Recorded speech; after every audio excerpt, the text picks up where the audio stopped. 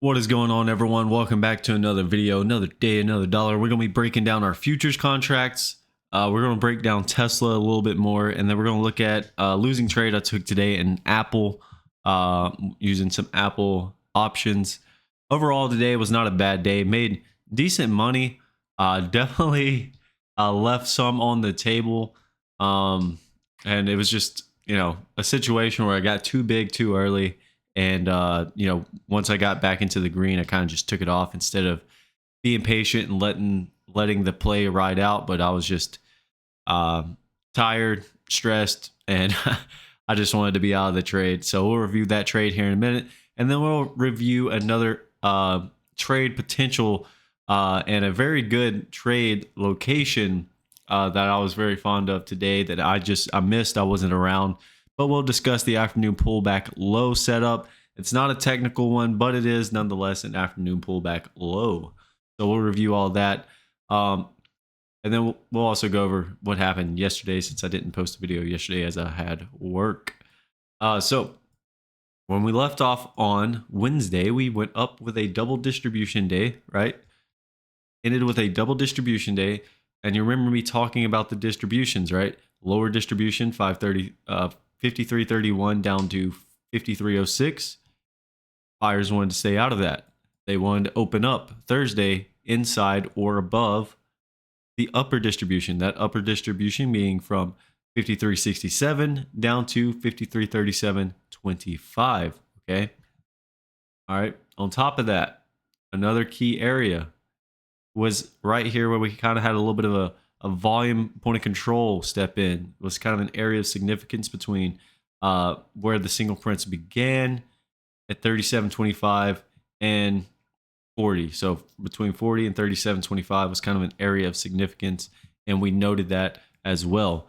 So on Thursday, whenever we came into the market, we opened above with a little bit of a gap above the previous day's high, and then pretty much just traded in a very choppy fashion inside the upper distribution. Nonetheless, it was still a very bullish outcome because we had taken out the day's high by opening above it, and then we traded inside the upper distribution without ever getting into this lower distribution here, right? Buyers never wanted to get in that level. We stayed up here where buyers wanted to be the entire time. Okay, very positive, right? So we set a new all-time high on that day, chopped around, create a very wide point of control. Come into today, Friday, we open up after having, non-farm payroll or something like that come out. The overnight session set a low, and look at where that low was, okay? So keep in mind, this is where the single prints were, the distributions. It looks a little bit different because this is a 15-minute chart showing the overnight sessions. But look at how we pulled back into where the single prints filled, okay, and rejected out of the lower distribution. Remember how I said the lower distributions, 53.31 to 53.06. Look at how we were rejected out of that area. We didn't want to come down here, right? Buyers did not want to see us down here. They were present at the single print fill in the overnight session. So what I was looking for early on in the morning was getting long against the overnight low and against the lower portion of the upper distribution, which meant I wanted to get long around this 53.37 level, or at least near it, right? If anything, 53.40 was the level I wanted to get long against, and then use maybe the overnight low as my out, add into it, use the overnight low as my out. That was kind of the game plan going into this morning. I wanted to see that overnight low hold right here, right? Wanted to see the overnight low hold right in this range, as that was an area of support, right? We've seen buyers come in there. So that was an area of support. This is why using technical analysis, like basic technical analysis along with market profile, can be very beneficial, is because you can see, you can have a reason, you can understand why the market didn't want to come down here, right? It was the lower distribution. Buyers wanted to stay out of that. There were single prints here. They filled in the overnight session. Technically, they don't fill until it's in the RTH, or the real trading hours, however you say it. But because the overnight session had a responsive bounce out of there, you would expect the RTH session to have somewhat of a responsive bounce out of that, especially front running the overnight low. So we were looking to get long against that.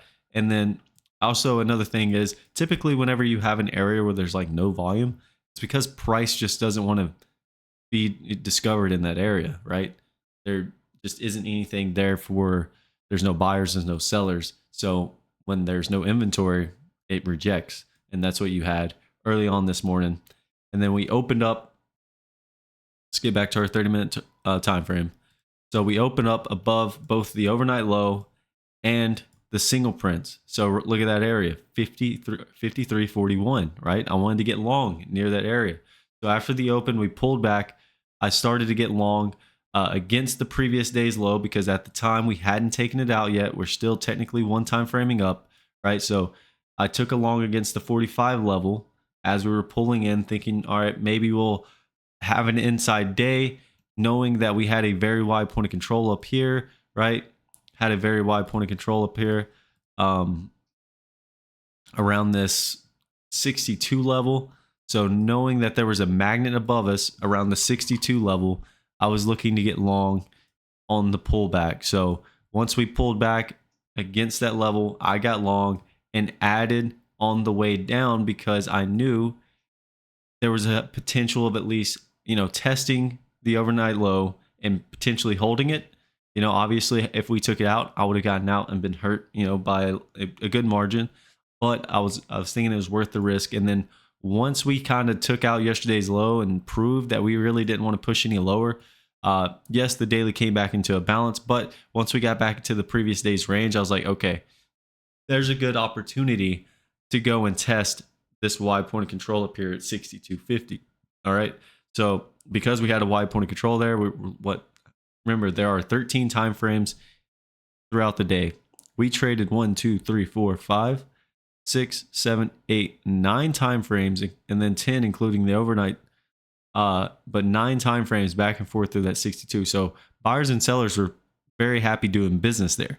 So once we came back into the previous day's range, obviously I was already long. I've added to my position on the pullback, and we pushed up into that area, and I got out of my position completely once we pushed up. Actually, I got out prior to it a little bit. I took off half of my position around A period's high, and then as we pushed up in B period, I took it off because I was like, I don't know if we're going to go trend. We did just take out the previous day's low. So if we don't hold trend and we come back in, get back below the open, we may come back down below it and test that overnight low, right?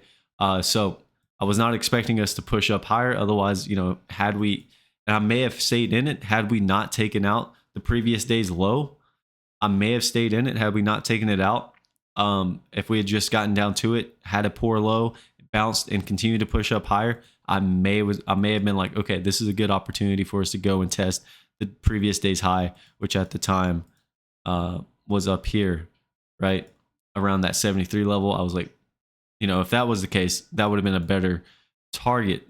Take some off here and then target that. But because we had already taken out the previous day's low and come back into an initial balance, and we had just begun it, there was no really telling what was going to happen. So I was very happy getting out of that. Then we do go up and push up in C period, creating a very small trend day, holding a very small set of single prints, and just right in between here, between 59.50 and 60. So literally like a point of single prints was held, and then C period goes up, drives up, and pushes up higher, setting new all-time highs, getting the overnight high.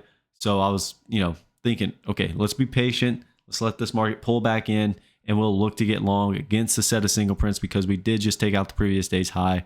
Let's look to get long against the set of single prints and see if this market can, maybe potentially have an outside day up since they took out the previous day's high and low.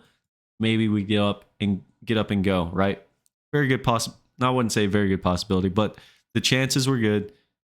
Everything was in the buyer's favors. We had gotten the initial balance high. For those of you that don't know, initial balance is the first two 30-minute time frames, high and low. So A period's low was 41, B period's high was 64.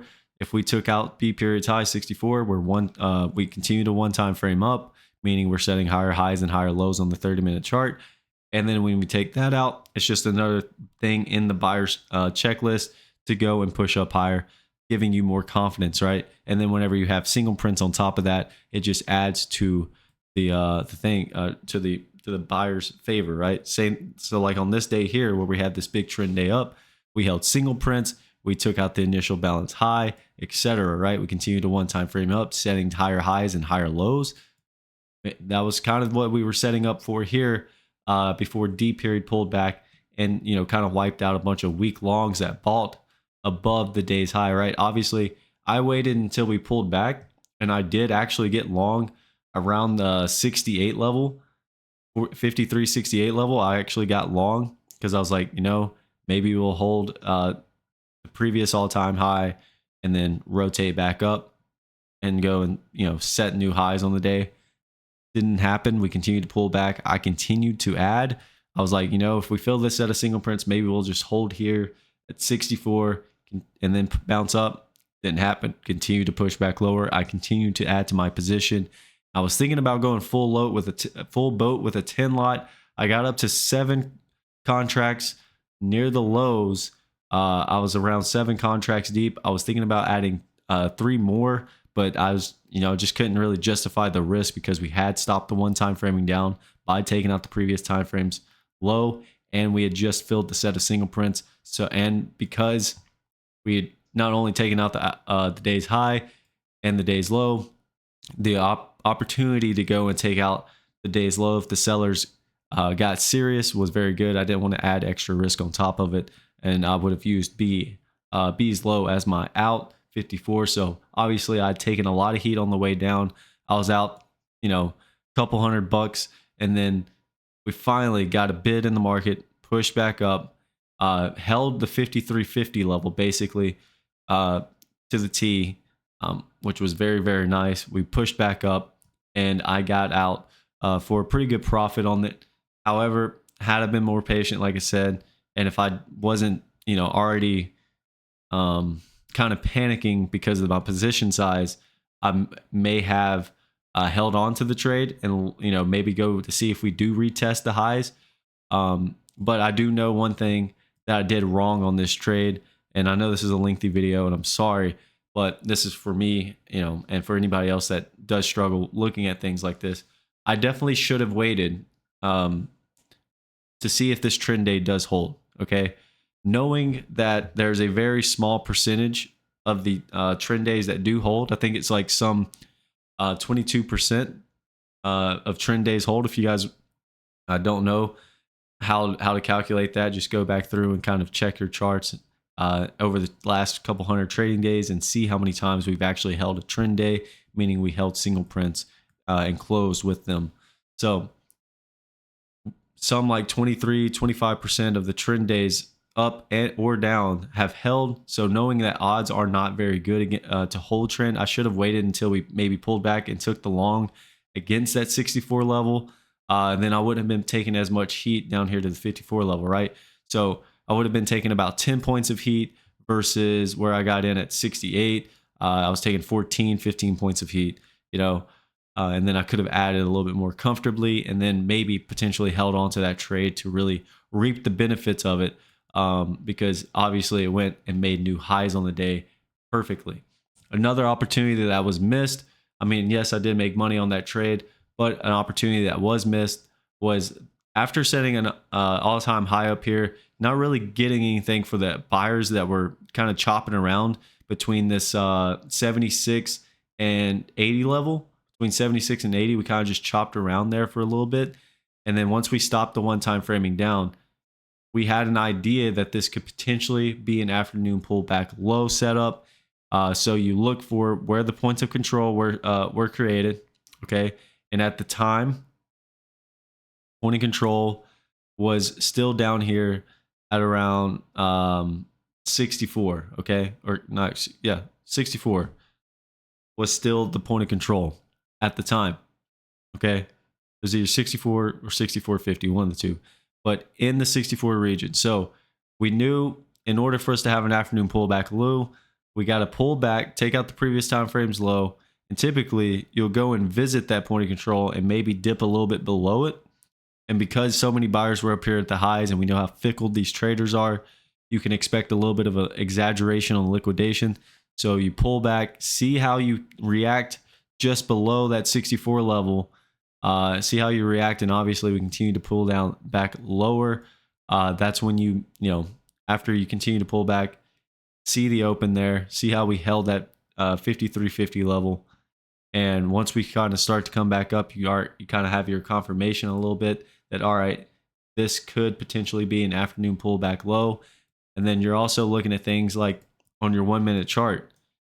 We pulled back, you see how we dipped below VWAP, right? See how we held that first standard deviation down here. Start to get a little bit consolidation. We pull back up. Start to consolidate around that that VWAP again above the 90 EMA down here on the 15-minute chart. We're also seeing on the 15-minute chart how we held value low on the 15-minute chart, right? Good risk reward long there, right? Use the opening just a couple points below the open as you're out. You get a nice little bounce back up to the 144 simple moving average. So say you don't get long until 60, you're out 70. Great trade, right? You're getting 10 points, not risking a whole lot to the downside. So good risk reward trade there that I missed. Obviously, if I was present, I probably would have taken that trade. Now, I know that was very lengthy. Nonetheless, very lengthy conversation, as all my videos are. But positive thing is for the buyers is that we held the upper distribution, held the single print so far. But the sad thing is we are back to balance, technically speaking, just due to the fact that we took out the previous day's low. And because of that, we are in a initial 3-day balance using today's high and then Wednesday's low. So from 53.8550 down to 53.0685 or 53.0650, an 85-point range that we are in. You can expect some chop in here if we do not go and make new highs next week. And then real quick, we'll look at the weekly, the daily, and the monthly on ES, and then we'll look at the Tesla and then the Apple trade that I took today. Go ahead and label this as our all-time high.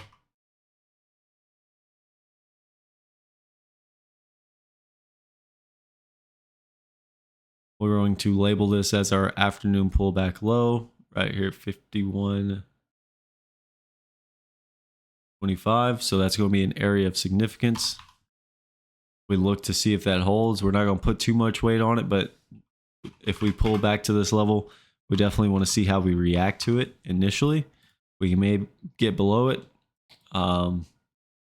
Obviously, if we open below it, there is no afternoon pullback low to lean against come Monday. 41. Our low of day, 53.41.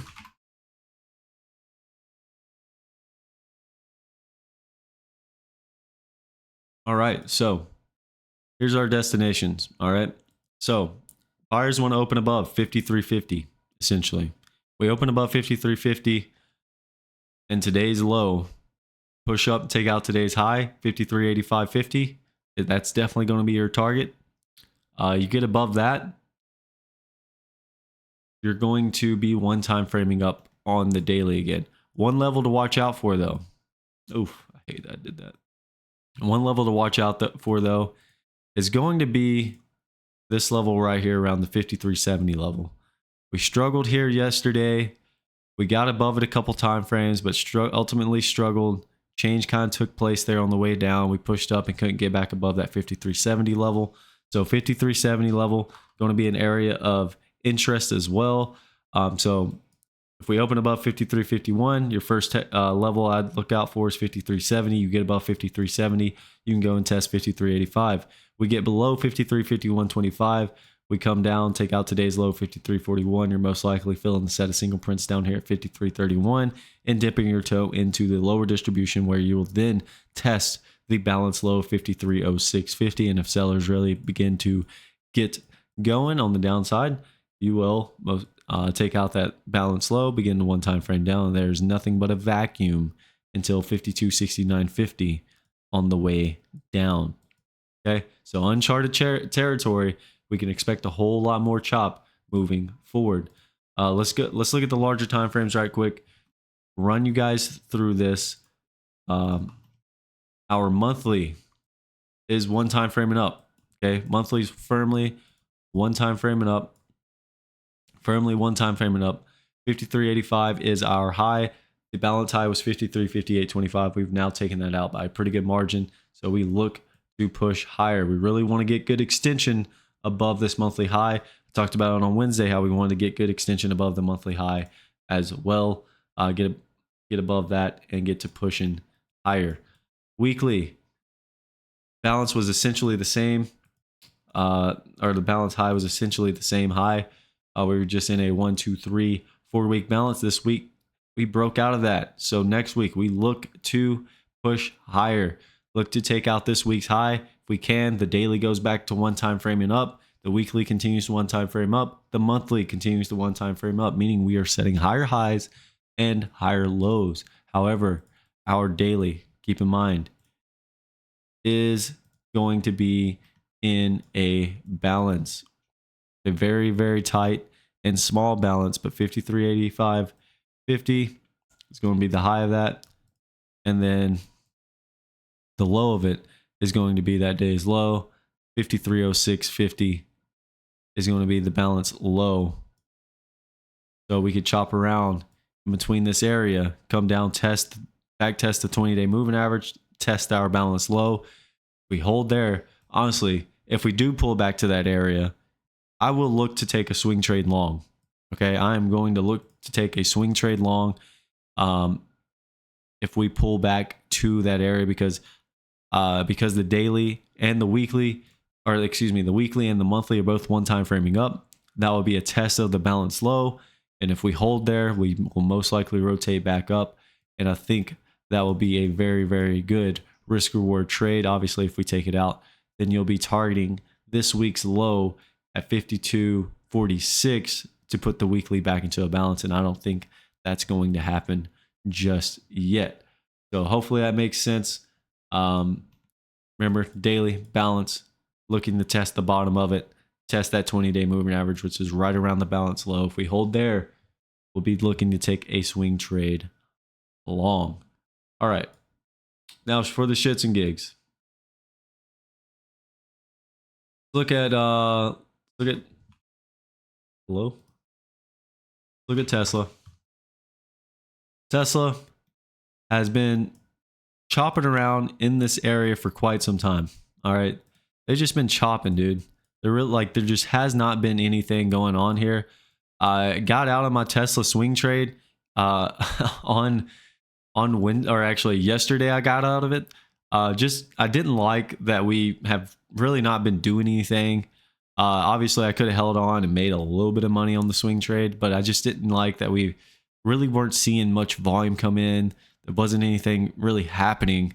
We just keep consolidating. So I think I'm going to wait until we come out of this range right here. We come out of either we take out this 186.70. I'll look to take a long to come up to this 198 level, 200. So we take out 186.70. I will look to get long to go and get 198. We take out 167. I will look to get short to target 157. Okay, that will be my targets on the downside, target on the upside. So took the loss on the Tesla trade. It could have been better, but obviously took a very small loss. It was only like an $80 loss. Today, I took a short trade in Apple, initially thinking that we were going to reject these highs here, but today we were kind of having a little bit of weakness in the market. I was looking for a little bit of a short. I did get short the 197 puts. I was up on it a little bit, and I was looking for it to come back down and maybe test 193, take out 193, and then push lower. We just never did that. And as we pushed back up towards the highs, I got out of it for a $57 loss on the day today. But with what I took in ES, made up for more than the loss there. But very strong for Apple here. Very, very strong as it is. One time framing up. Excuse me. Nope, it's still in a balance. Still in a balance. Looking to come out of balance. One time frame up to test the all-time up high up here at 199.62. So we take out this high here, 196. You're most likely going to test 199.62. I know this was a lengthy video. Hopefully you guys stuck around and enjoyed it, maybe learned something. If not, please leave a comment down below questioning. I do need to step in here and make a video on terminology such as one-time framing, single print, afternoon pullback lows, points of control, discuss those things and talk about how they can benefit your technical analysis down the road. And as always, if you guys want to check out Paul Asmar, check out his trading room, camelbacktrading.org. Really great mentor, great guide on the market profile. Very, very positive room overall. Love being in that room. So go check it out, camelbacktrading.org. Shout out Paul Asmar. Check him out on YouTube. And if you guys did enjoy the video, please leave a like down below. Truly enjoy it. Appreciate it. Catch you guys in the next one. See ya.